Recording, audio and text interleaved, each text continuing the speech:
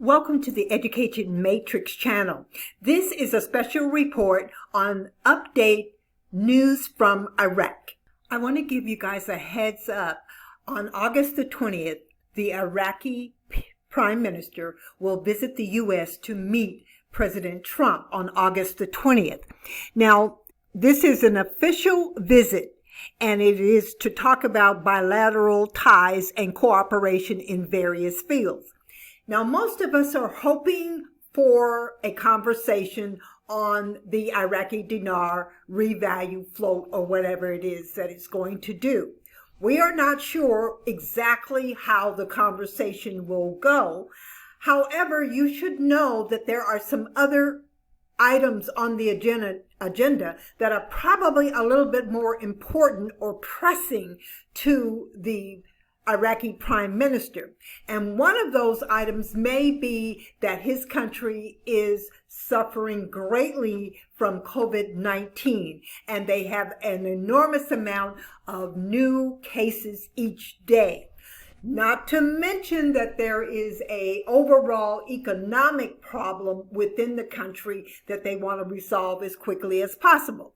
Now, what I am hoping and I think and believe most of you are hoping for is that the revalue float or some sort of conversation on the movement progress towards the revalue, the float, or the reinstatement will in fact resolve some of the issues that Iraq has. On the top of the news today, we have Chevron pursues exploration deal in Iraq. GE and Honeywell also discussing energy deals in Iraq that would reduce country's reliance on Iran. In this article, the Iraqi leader says some U.S. help is still needed. In an exclusive interview, he stated that Iraq currently does not need direct military support on the ground, and that the levels of help will depend on the changing nature of the threat. Now, he said this before his meeting in Washington, D.C. Continuing on that same subject, this is the militarytimes.com, and it is also carrying the story. The Iraqi leader says country still needs U.S. help to counter ISIS threat. And again, the Prime Minister of Iraq is making these statements before his meeting in Washington, D.C. on August 20th.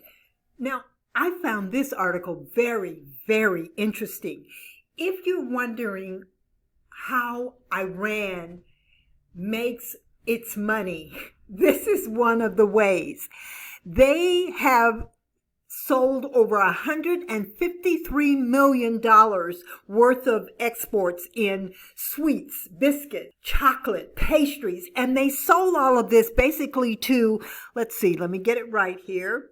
They sold it to Iraq, 50.38 million, Afghanistan, 29.96 million, and Pakistan, 6.3 million. And this is just the beginning of the year, people. This is one of the ways that Iran earns big bucks selling pastry.